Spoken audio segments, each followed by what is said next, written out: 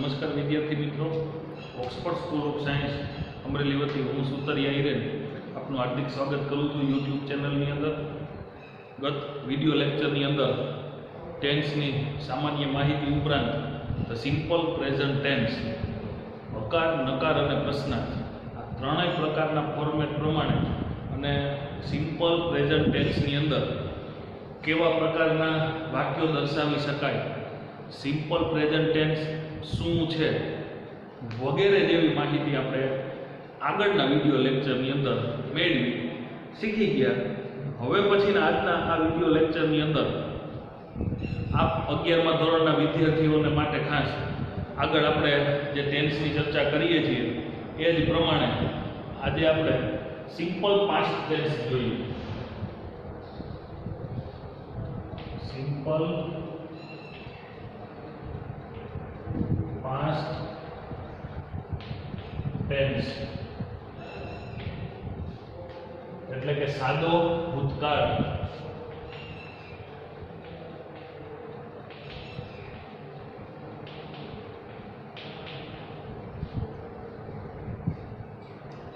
સાદા વર્તમાન કાળની જે ચર્ચા કરી, જેની અંદર રોજબરોજ થતી ક્રિયાઓ દર્શાવવા માટે, હર હંમેશને માટે થતી ક્રિયાઓ દર્શાવવા માટે, રોજિંદી ક્રિયાઓ દર્શાવવા માટે સાદા વર્તમાન કાળનો ઉપયોગ થાય છે।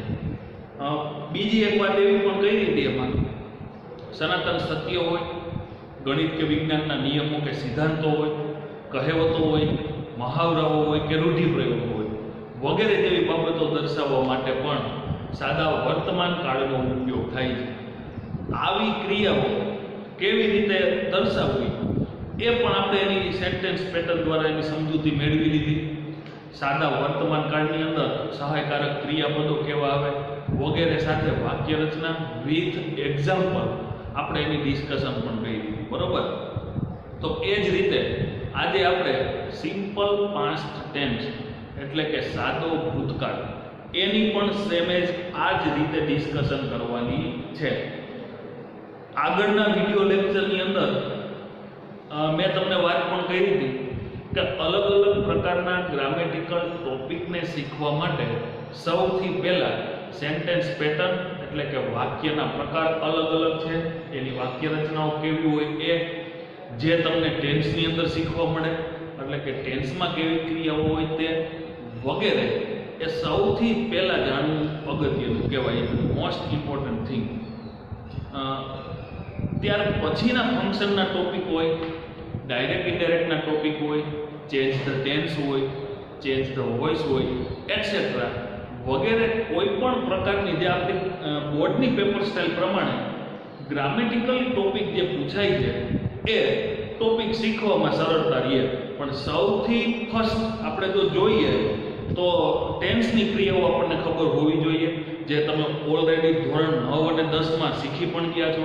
આપણે અહીંયા રિવિઝન સ્વરૂપે જે તમારે અહીંયા આપણે જે ચર્ચા કરીએ છીએ એ તમારે વ્યવસ્થિત એ પ્રમાણેની એક્સરસાઇઝ સાથેનું તમારી જાતે એક્ઝામ્પલ્સ કલેક્ટ કરી અને વધારે એક્ઝામ્પલ પણ તમારે બુકની અંદર લખવાના છે, જે આપણી ઇંગ્લિશની ગ્રામર બુક આપણે બનાવીએ છીએ તે ધોરણ 11ની અંદર અમે શીખેલા ગ્રામરના કોઈ પણ ટોપિક જે છે એ each and every topic of the grammar એ તમારે 12થની અંદર એનો ઉપયોગ આવશે અને આવશે મસ્ટ।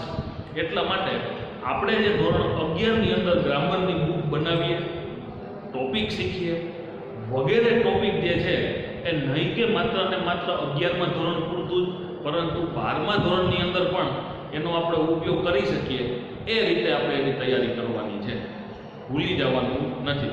જોઈએ આપણે અહીંયા સિમ્પલ પાસ્ટ ટેન્સ સાદો ભૂતકાળ।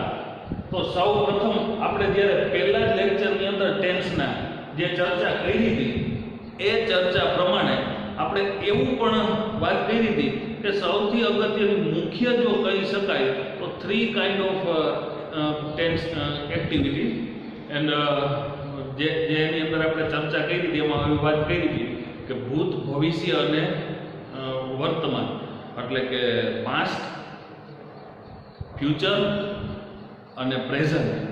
આ ત્રણ પ્રકારના જે ટેન્સની ક્રિયાઓ છે એ આપણે સમજી લઈએ તો એની ચાલુ ક્રિયા, પૂર્ણ ક્રિયા, ચાલુ પૂર્ણ ક્રિયા એ સમજવામાં ઘણી બધી સરળતા થાય. તો સાદા ભૂતકાળની અંદર સૌથી પહેલા તો કેવા પ્રકારની ક્રિયાઓ દર્શાવાય?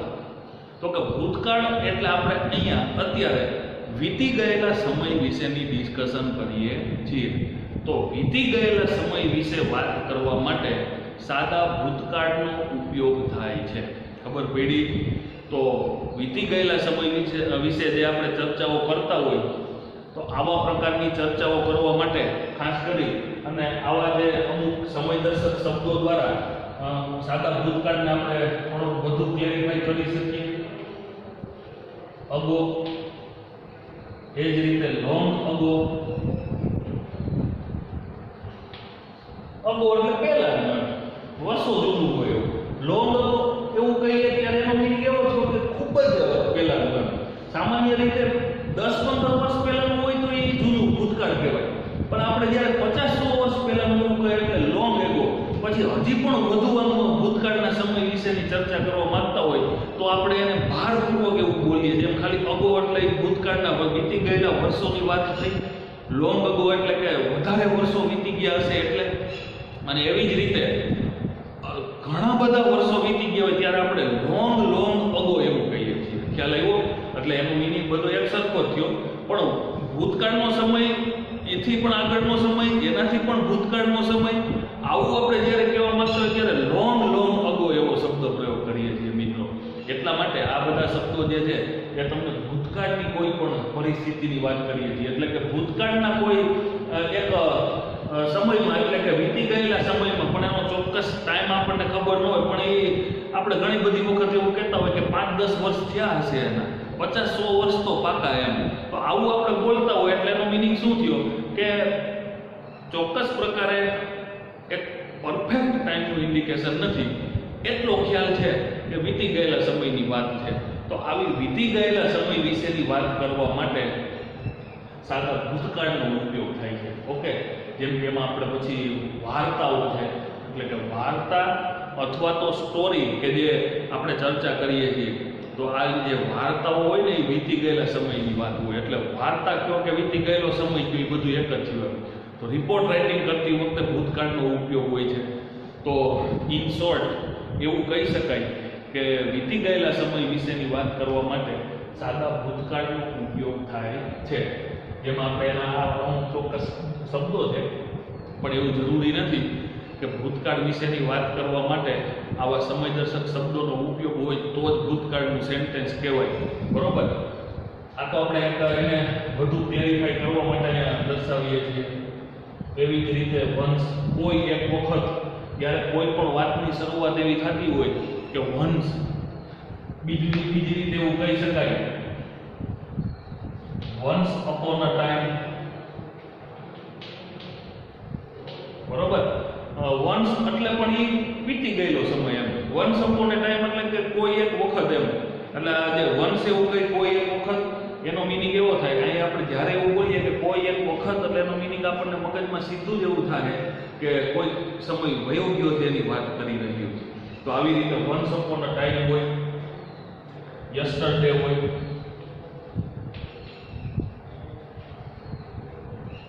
બરોબર? એવી જ રીતે લાસ્ટ હોય. તો આ બધા જ શબ્દો જે છે એ એક પ્રકારે ક્યાંક ને ક્યાંક ભૂતકાળની પરિસ્થિતિ રહેલી છે એવું સૂચન કરે છે. તો આના દ્વારા આપણે થોડુંક ક્લેરિફિકેશન કર્યું. તો એવી જ રીતે જે આપણે ચર્ચા કરીએ છીએ કે ધ સિમ્પલ પ્રેઝન્ટ ટેન્સ, તો આ સિમ્પલ પાસ્ટ ટેન્સ, તો સાદા ભૂતકાળની અંદર આવી ક્રિયાઓ, એટલે કે આપણે એના વિશેની એક નોંધ પણ લખીએ છીએ. વીતી ગયેલા સમય વિશે વાત કરવા અથવા તો વાર્તાઓ કહેવા માટે સાદા ભૂતકાળનો ઉપયોગ થાય છે. ઓકે?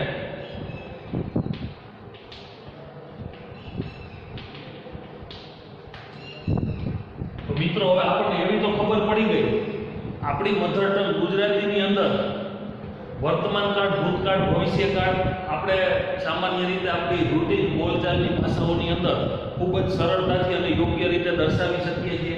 તો અહીંયા ઇંગ્લિશની અંદર પણ દર્શાવવા માટે આગળ પણ આપણે ચર્ચા કરી હતી કે સૌથી મોસ્ટ ઇમ્પોર્ટન્ટ વોકેબ્યુલરી કે શબ્દ ભંડોળ આપણી પાસે હોવું જોઈએ.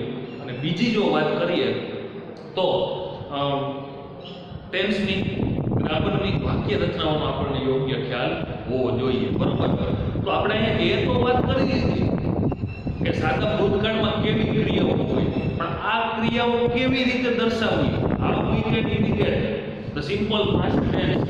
તો એના માટે આપણે એની સેન્ટેન્સ પેટર્ન જોવી પડે. સૌથી પ્રથમ તો હકાર, નકાર અને પ્રશ્નાર્થ આ ત્રણેય પ્રકારના વાક્યોનો ખ્યાલ ચોક્કસ હોવો જોઈએ. અને દરેકે દરેક ટેન્સની અંદર હકાર, નકાર, પ્રશ્નાર્થ એ વાક્ય આપણે શીખવાના છે અને એની જ પેટર્ન શીખવાની છે અને ગોખવાનું નથી પણ સમજવાનું છે. તો હવે આપણે જોઈએ કે સાદા ભૂતકાળની અંદર હકાર વાક્ય દર્શાવવું હોય તો સૌથી પ્રથમ તો સબ્જેક્ટ, ત્યાર પછી V2 એટલે પાસ્ટ ટેન્સનું રૂપ. પાસ્ટ ટેન્સનું રૂપ એટલે કે સાદા ભૂતકાળનું રૂપ. મિત્રો તમે ધોરણ 9 અને 10 ની અંદર પણ શીખી ગયા છો ક્રિયાપદના અલગ અલગ પ્રકારના ફોર્મ એટલે કે ક્રિયાપદના રૂપો એવું કહેવાય, જેમાં એવું શીખાજો કે V1, V2, V3. તો V1 એટલે ક્રિયાપદનું મૂળ રૂપ અને એવી જ રીતે V2 એટલે ક્રિયાપદનું ભૂતકાળનું રૂપ, પાસ્ટ ટેન્સનું રૂપ અને એવી જ રીતે V3 એટલે પાસ્ટ પાર્ટિસિપલ એટલે કે ક્રિયાપદનું ભૂત કૃદંતનું રૂપ. તો મિત્રો આજે જ્યારે અહીંયા સિમ્પલ પાસ્ટ ટેન્સની અંદર V2 ની આપણે અહીંયા ચર્ચા કરી એટલે કે V2 એવું મૂકવાનું આવે છે. તો અહીંયા પહેલી ફરજ તમારી એ બને કે તમારે ક્રિયાપદના રૂપો પાકા કરવા પડે. ધોરણ 10 ની કે ધોરણ 9 ની ગ્રામર બુકની અંદર ક્રિયાપદના રૂપોનો અભ્યાસ આપ્યો હોય તો V1, V2 અને V3 આવડતા હોય તો જ ભૂતકાળનું કામ થઈ શકશે. એટલે કે અહીં ખાસ V2 આવડતું હોય તો તમે સાથે અને હજી આગળ V3 નો ઉપયોગ પણ આવશે પૂર્ણકાળની ક્રિયાઓનો અભ્યાસ કરીશું ત્યારે. એટલે અત્યારથી જ હવે તમારે એક વખત તમને ઘણા બધા રોજબરોજની અથવા તો ગ્રામરનો ઉપયોગ તમે શીખતા હોય, ગ્રામરનો અભ્યાસ કર્યો હોય અત્યાર સુધીમાં ત્યારે V1, V2, V3 નો અભ્યાસ કર્યો જ હોય છે. પણ જો આપ વિદ્યાર્થી મિત્રો ભૂલી ગયા હોય તો વ્યવસ્થિત સ્વરૂપે તમારે એને એક વખત પાછા તૈયાર કરવા પડશે, રિફર કરવા પડશે, રિવિઝન કરવું પડશે. તો હું તમને વિદ્યાર્થી મિત્રોને ખાસ જણાવું છું કે જો તમને ન આવડતા હોય તો વ્યવસ્થિત રૂપે પહેલા તો તમારે તૈયાર કરવા પડશે. બરોબર? ત્યાર પછી ઓબ્જેક્ટ એટલે કે કર્મ અને અન્ય શબ્દ એટલે કે અધર વર્ડ્સ. ઓકે, તો તમે આટલા અભ્યાસ ઉપરથી આપણે સિમ્પલ પ્રેઝન્ટ શીખ્યા અને સિમ્પલ પાસ્ટ ની અહીંયા વાત કરીએ છીએ. તો ત્યારે તમને એવો ખ્યાલ આવી ગયો. આવી જ વાત તમે સિમ્પલ પ્રેઝન્ટમાં પણ જોયું હતું કે સિમ્પલ પ્રેઝન્ટ ટેન્સની અંદર હકાર વાક્ય હોય ત્યારે સહાયકારક ક્રિયાપદ એટલે કે હેલ્પિંગ વર્બ હોતું નથી. તો એ જ પરિસ્થિતિ અહીંયા સાદા ભૂતકાળમાં જ છે કે સાદા ભૂતકાળની અંદર પણ જ્યારે હકાર વાક્ય હોય ત્યારે હેલ્પિંગ વર્બ હોતું નથી. ઓકે, આ પરિસ્થિતિ મેં તમને અહીંયા રિવાઇન્ડ એટલા માટે કરાવી છે કે બધા જ કાળ તમે જુઓ તો એની વાક્ય રચનાનો અભ્યાસ કરશો તો સિમ્પલ પ્રેઝન્ટ ટેન્સનું હકાર વાક્ય ખાસ યાદ રાખજો. આ વસ્તુ તમને ઘણું બધું શીખવશે. ડાયરેક્ટ ઇનડાયરેક્ટ ની અંદર પણ આ વાક્યમાં તમને ઘણું બધું શીખવા મળશે. સાદા વર્તમાન કાળના હકાર વાક્યમાં અને સાદા ભૂતકાળના હકાર વાક્યમાં સહાયકારક ક્રિયાપદ એટલે કે હેલ્પિંગ વર્બ હોતું નથી. બાકી કોઈ પણ પ્રકારના ટેન્સની અંદર હકાર, નકાર કે પ્રશ્નાર્થ પેટર્ન તમે ચેક કરશો તો બધા જ સેન્ટેન્સની અંદર ટેન્સ પ્રમાણે, વાક્ય પ્રમાણે એમાં હેલ્પિંગ વર્બ એટલે કે સહાયકારક ક્રિયાપદ આપવામાં આવેલું હશે. ઓકે, હવે જ્યારે નકાર વાક્ય જો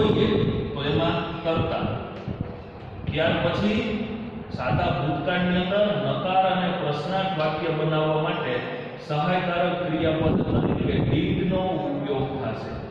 આ did છે એ do અને does નું એટલે કે સાદા વર્તમાન કાળની અંદર તમે શીખી ગયા છો do અને does એનું V2 છે. આ did ખબર પડી કે ન સમજાણું? do અને does નું V2 did થાય તો તમે અહીંયા V2 જ મૂક્યું. એટલા માટે જે હકાર વાક્યમાં V2 આવતું હતું ને નકાર વાક્યમાં V1 આવશે એટલે કે ક્રિયાપદનું મૂળરૂપ ખાસ જોજો તમે.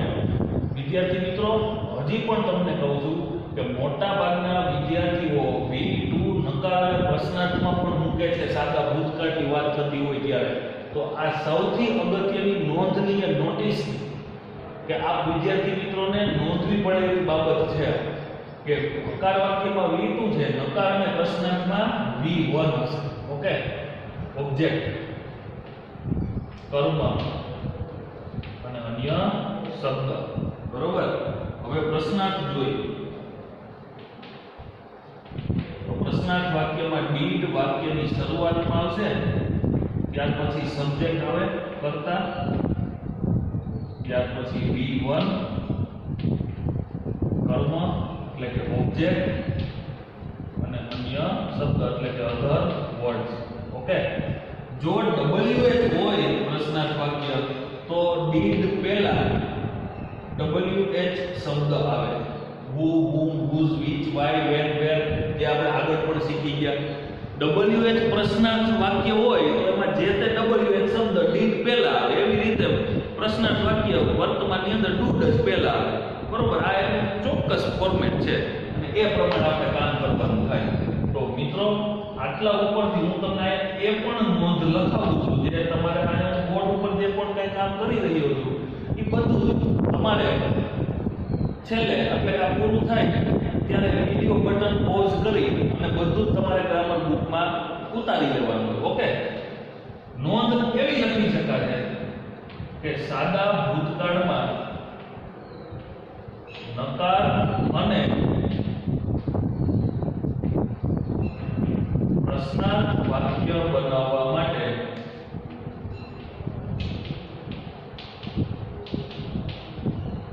did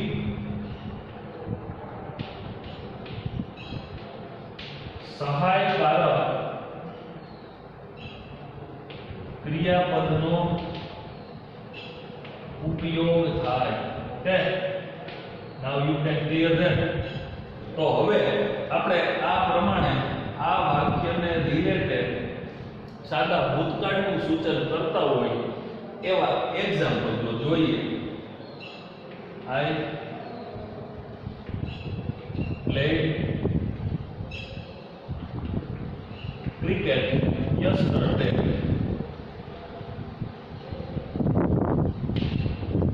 હું ગઈકાલે ક્રિકેટ રમ્યો. બરોબર. તો આવી રીતે આ પ્રકારના જે વાક્યો છે આને આ જ વાક્યને આપણે નકાર કરવું હોય તો I did not થઈ જાય. શું થઈ જશે? I did not. પ્લેડ આપેલું છે તો એનું V1 થશે એટલે V1 શું થાય? Play. I did not play cricket yesterday.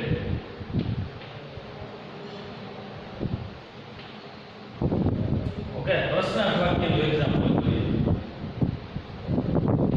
Did you write? Did you write an essay last night?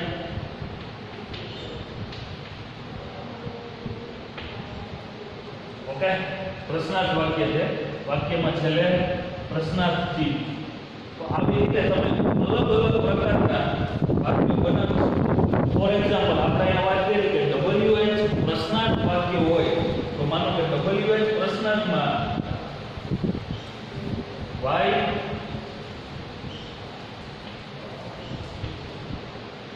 did you get up?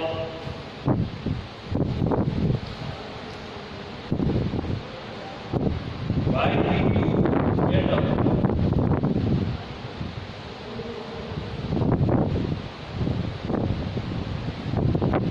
Last night. આવી રીતે તમે સાદા ભૂતકાળનું સૂચન થઈ રહ્યું હોય એ પ્રકારના વાક્યો દર્શાવી શકો. બરોબર? તો આના ઉપરથી તમને એક ક્લિયર થઈ ગયું હશે.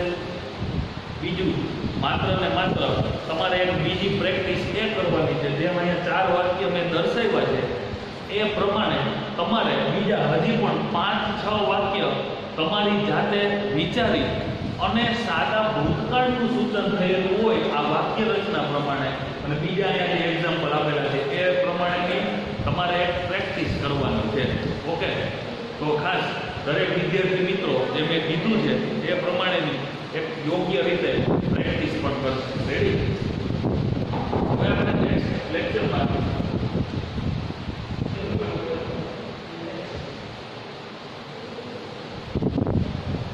સિમ્પલ ફ્યુચર ટેન્સ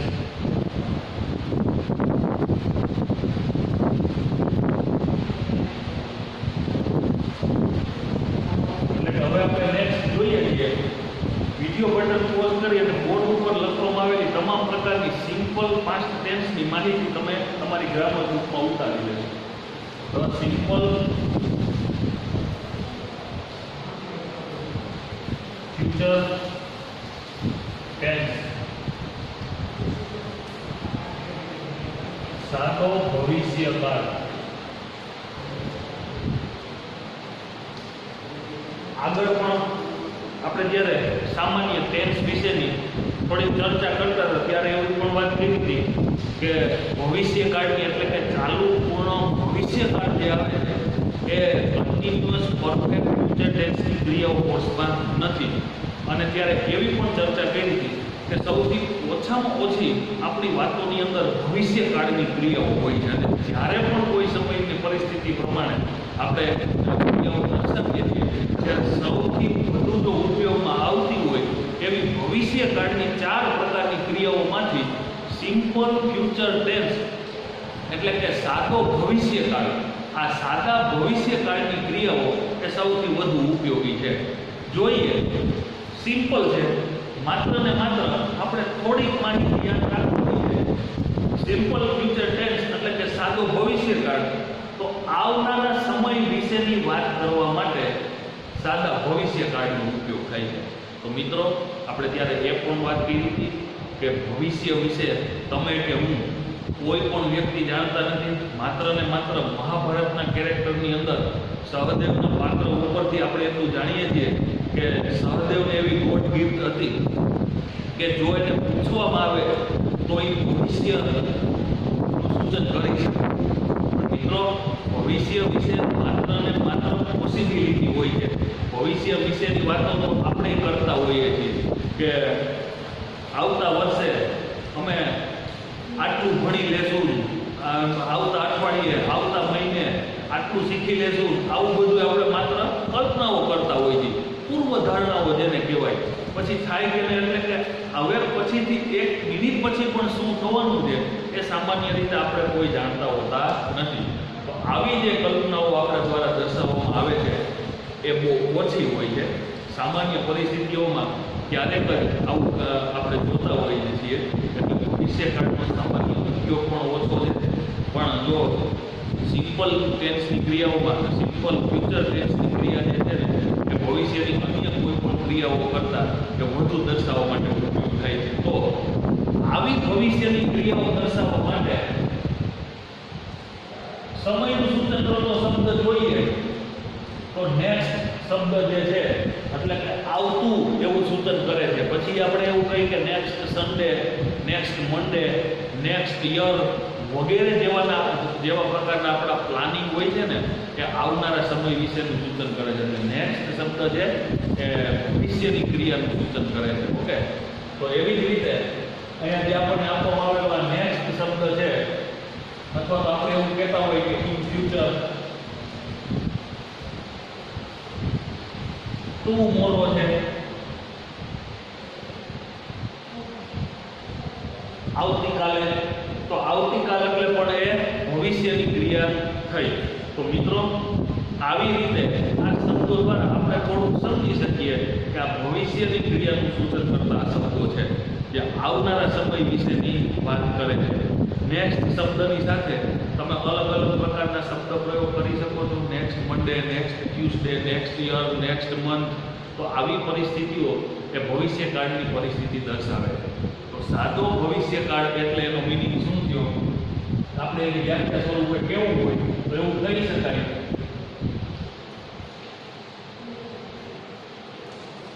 આવનારા સમય વિશે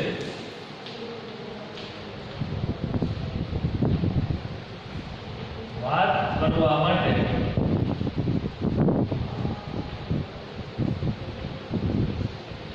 ભવિષ્યકાળનો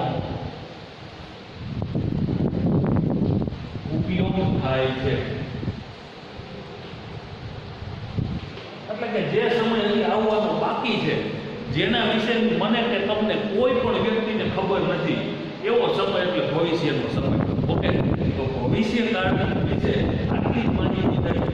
આવનારા સમય વિશે વાત કરવા માટે કે જે સમય હજી આવવાનો બાકી છે એવા સમય વિશેની વાત કરવા માટે સાદા ભવિષ્યકાળનો ઉપયોગ થાય.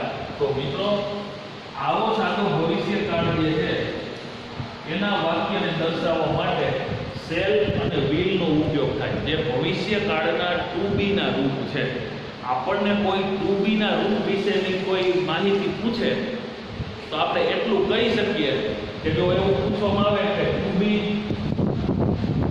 ભવિષ્ય, તો એનું મીનિંગ શું થાય? શેલ અને વિલ. ઓકે, એવી જ રીતે ટુ બી વર્તમાન, આ આપણને ખબર હોવી જોઈએ. સહાયકારક ક્રિયાપદો તો લોટ્સ ઓફ છે. કાળ પ્રમાણે અલગ અલગ પ્રકારના સહાયકારક ક્રિયાપદો મુકાઈ પણ છે. પણ આપણને જ્યારે એવું પૂછવામાં આવે ટુ બી ક્રિયાપદના રૂપ ક્યાં ક્યાં, તો ટુ બી ક્રિયાપદના રૂપ વિશે આપણે એવું કહી શકીએ કે shall, will, am is, are, was, were. પણ જો એવું પૂછવામાં આવે કે ટુ બી ભવિષ્યકાળના રૂપ, તો કે શેલ અને વિલ. એવી જ રીતે ટુ બી વર્તમાન કાળના રૂપ, તો કે એમ ઇઝ અને આર. અને જો એવી જ રીતે ટુ બી ભૂતકાળ એવું પૂછવામાં આવે ત્યારે એનું શું અર્થ થાય? વોઝ અને વેર. ક્યુ ક્રિયાપદ ક્યારે મુકાય એ તો આપણે અલગ અલગ કાળની અંદર એ શીખવાના છીએ.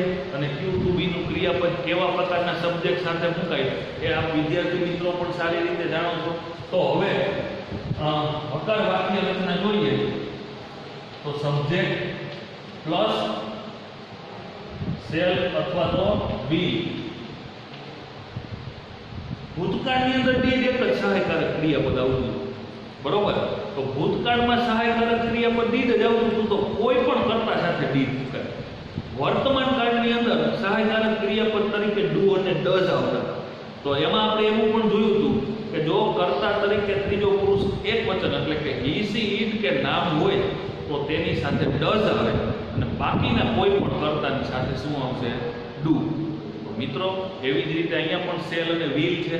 તો તમારે યાદ રાખવાનું છે, હકાર વાક્ય હોય ભવિષ્યકાળની ક્રિયાઓમાં તો શેલ કોઈ પણ કર્તાની સાથે તમારી ઈચ્છા પ્રમાણે શેલ કે વિલ કંઈ પણ મૂકી શકાય, બરોબર?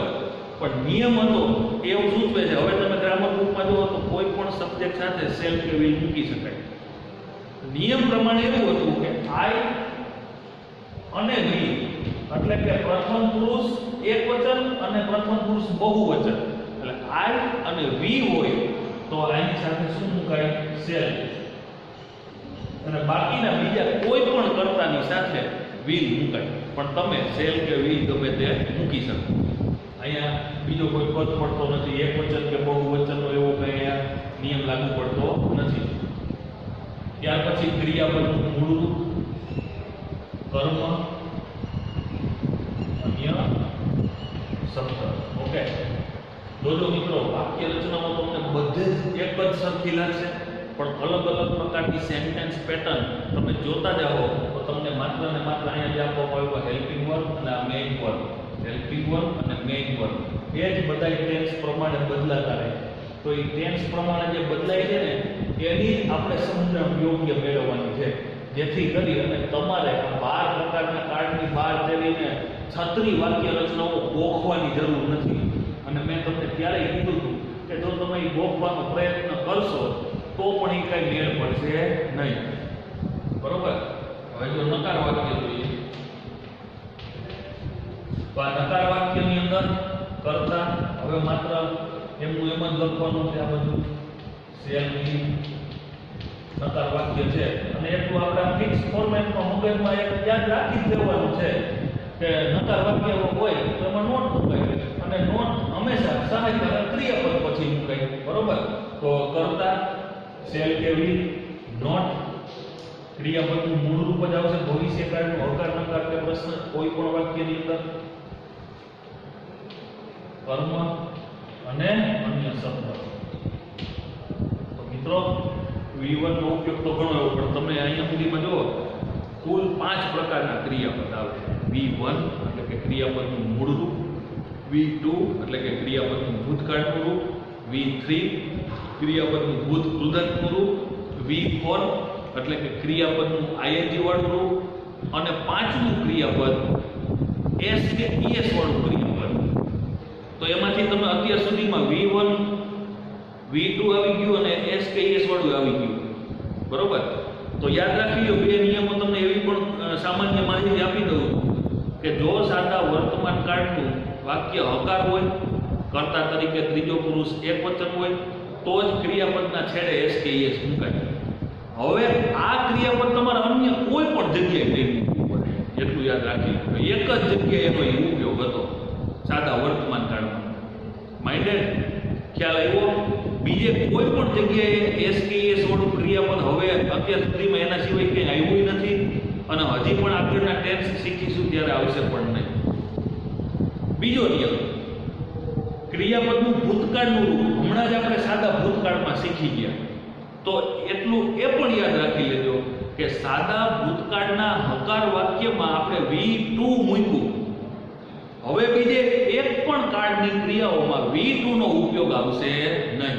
તો હવે મિત્રો આપણે જોઈએ ને આ V1 નો ઉપયોગ તો જોયો આપણે વર્તમાનમાં આવ્યો, ભૂતકાળમાં આવ્યો, સાદા ભૂતકાળમાં આવ્યો, ભવિષ્યકાળમાં દરેક પ્રકારના સેન્ટેન્સની અંદર એનો ઉપયોગ આવી ગયો. હજી આગળ કોઈ પણ ઉપયોગ આવશે એમાં ing વાળા ક્રિયાપદ આવશે અને V3 આવશે. બરોબર. પ્રશ્નાર્થ જોઈએ.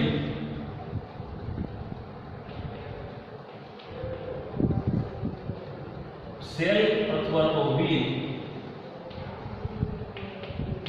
વાક્યની શરૂઆતમાં, ત્યાર પછી સબ્જેક્ટ. બરોબર.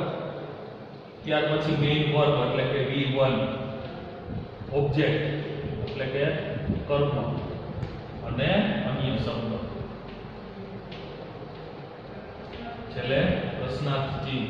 તો મિત્રો આ પ્રમાણે હું એવું માનું છું કે તમે પણ અલગ અલગ પ્રકારના વાક્ય બનાવી શકો.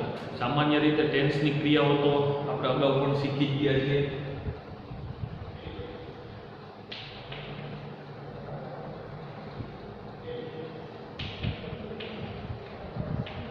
I will go to Rajkot next Sunday. બરોબર.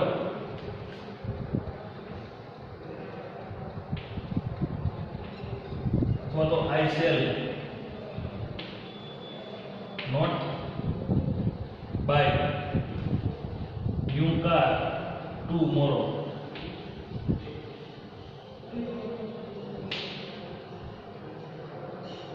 એવી જ રીતે આપણે પ્રશ્નાર્થ વાક્ય જોયું તો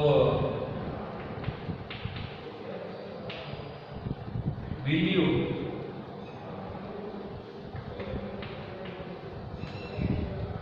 you give me your notebook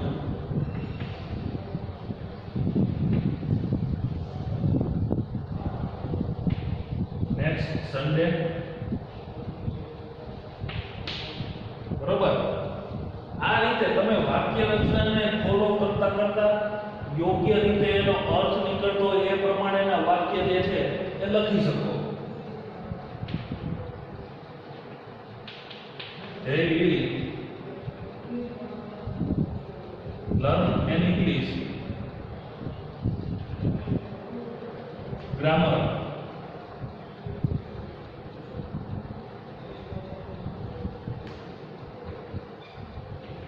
next month.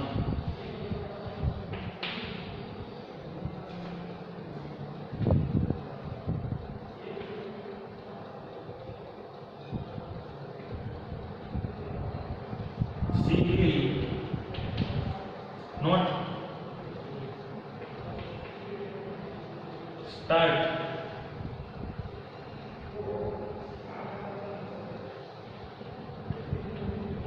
lesson. હવે જો આ રીતનો કોઈ પણ સમયદર્શક શબ્દ પણ ન આપવામાં આવ્યો હોય તો પણ આ રીતનું વાક્ય તૈયાર થાય. તો આટલા વાક્ય જો તમે સમજી શકો છો તો સિમ્પલ કે હવે પછીના વધારેના વાક્ય તમારે લખવા હોય તો પણ તમે જો યોગ્ય રીતે ટેન્સ સમજ્યા હોય અને વોકેબ્યુલરી આવડતા હોય એટલે અલગ અલગ પ્રકારના ક્રિયાપદો આવડતા હોય તો ખૂબ જ સરળતાથી તમે આગળ આ કામ કરી શકો. તો આપણે મિત્રો ટેન્સની ક્રિયાઓમાં ત્રણેય પ્રકારના સિમ્પલ ટેન્સની ક્રિયાઓ સારી રીતે શીખી ગયા. પાર્ટ 1 ની અંદર સિમ્પલ પ્રેઝન્ટ ટેન્સ શીખી ગયા અને ટેન્સ શું છે એના વિશેની આપણે ઇન્ફોર્મેશન ગ્રહણ કરી. સેકન્ડ પાર્ટની અંદર સિમ્પલ પાસ્ટ અને સિમ્પલ ફ્યુચર ટેન્સ વિશેની વાત કરી. મેઇન સિમ્પલ ટેન્સની ક્રિયાઓ હોય છે. જો તમે સિમ્પલ ટેન્સની ક્રિયાઓ ત્રણેય વ્યવસ્થિત સમજી ગયા છો તો હવે પછી તમને એની કન્ટિન્યુઅસ ટેન્સની ક્રિયાઓ એટલે કે કન્ટિન્યુઅસ પ્રેઝન્ટ, કન્ટિન્યુઅસ પાસ્ટ અને કન્ટિન્યુઅસ ફ્યુચર ટેન્સને સમજવામાં ઘણી બધી સરળતા થશે. અને આ સમજાઈ ગયા પછી એની તમને સામાન્ય માહિતી જ આપવી પડે અને સામાન્ય માહિતી પણ એટલા માટે કે તમે સેકન્ડરીની અંદર શીખી ગયા છો. તો હવે આપણે નેક્સ્ટ પાર્ટની અંદર ઝડપથી કન્ટિન્યુઅસ ટેન્સની માહિતી એટલે કે ત્રણેય પ્રકારના કન્ટિન્યુઅસ ટેન્સ શું છે એના વિથ એક્ઝામ્પલ સાથે આપણે માહિતી મેળવશું. આ કામ જેવું પૂરું થાય ટેન્સનું આપણું એટલે ચેન્જ ધ ટેન્સ અને વોઇસની માહિતી આપી દો એટલે ચેન્જ ધ વોઇસ એ તમે એ કામ કરી શકશો. બરોબર. એટલે આપણી પેપર સ્ટાઇલ પ્રમાણે ચેન્જ ધ ટેન્સ અને ચેન્જ ધ વોઇસ એ કામ પૂરું થશે. તો જેવું ચેન્જ ધ વોઇસનું કામ પૂરું થાય અને એની સાથે આપણે યુનિટ 1 શરૂ કરવા માંગીએ છીએ. બરોબર. તો આપ વિદ્યાર્થી મિત્રોને આજે હું તમને એ પણ સૂચના આપી દઉં છું કે હવે પછી ટૂંક સમયમાં જ આપણે યુનિટ 1 પણ શરૂ કરશું. બીજું, આજના આ વિડિયો લેક્ચર ઉપરાંત એટલે કે તમે આપણે દર સન્ડે એટલે કે જ્યારથી 11માની અંદર આ લેક્ચર શરૂ થયા ત્યારથી દર સન્ડે ઇંગ્લિશ અને સંસ્કૃત તમે ભણી રહ્યા છો. હવે અઠવાડિયા દરમિયાન 2 વખત એટલે કે એક વખત સન્ડે આવશે ઇંગ્લિશ, એ તો નિયમ પ્રમાણે ટાઈમ ટેબલ મુજબ આવશે. પણ હવે ત્યાર પછી વચ્ચે બુધવારે પણ ઇંગ્લિશનો એક લેક્ચર આવશે જેથી કરી અને આપણે આપણું કામ થોડુંક કોર્સ પ્રમાણે આગળ વધારી શકીએ. તો ખાસ વિદ્યાર્થી મિત્રો ધ્યાનમાં રહીએ એટલે કે વીકના 2 લેક્ચર એટલે 2 લેક્ચર ઇંગ્લિશના આવશે જેથી કરી અને આપણું કામ આગળ વધે. અને ટૂંક સમયમાં જ એટલે કે આ એકાદ વીક પછી આ ટેન્સનો ટોપિક પૂરો થાય એટલે કે ચેન્જ ધ ટેન્સ અને ચેન્જ ધ વોઇસ એ 2 કામ પૂરું થાય એટલે આપણે સીધા જ હવે આ જે પરિસ્થિતિ લાંબો સમય ચાલનારી હોય આપણે વાત કરી હતી કે ગ્રામરથી શરૂઆત કરીશું પણ યુનિટ પણ આપણે શરૂ કરીએ છીએ એટલે કે યુનિટ 1 અને યુનિટ 2 નો અભ્યાસ પણ કરીશું એટલે કે આપણે ત્રિમાસિક જેવું કામ પણ થઈ શકે. ત્યાર પછી ફરી પાછું આગળ ગ્રામરનો ટોપિક શીખીશું. પણ આજે મારે તમને વાત કરવાનો એક જ મુદ્દો છે કે જો તમે અત્યારથી આ તમને માહિતી મળી જાય તો આપ વિદ્યાર્થી મિત્રો ટેક્સ્ટ બુક ખરીદી લ્યો, પાસે રાખી શકો. એટલે હવે પછીના વિડીયો લેક્ચર જ્યારે શરૂ થશે ત્યારે આગળના વિડીયોમાં પણ હું તમને કહી દઈશ કે હવે પછીનું જે લેક્ચર આવશે એમાં ટેક્સ્ટ બુકની જરૂર પડશે. એટલે આપ વિદ્યાર્થી મિત્રોને જે પણ કંઈ ટેક્સ્ટ બુકની ઇંગ્લિશની વ્યવસ્થા કરવાની હોય એ તમે કરી રાખશો. બરોબર. તો આજે આટલે સુધી રાખીએ છીએ. હવે નેક્સ્ટ વિડીયો લેક્ચરની અંદર એટલે કે આવતા વીકમાં પણ તમને બુધવારે ઇંગ્લિશનો એક્સ્ટ્રા લેક્ચર મળશે જેમાં પણ આપણે ટેન્સનું કામ આગળ કરીશું. આભાર.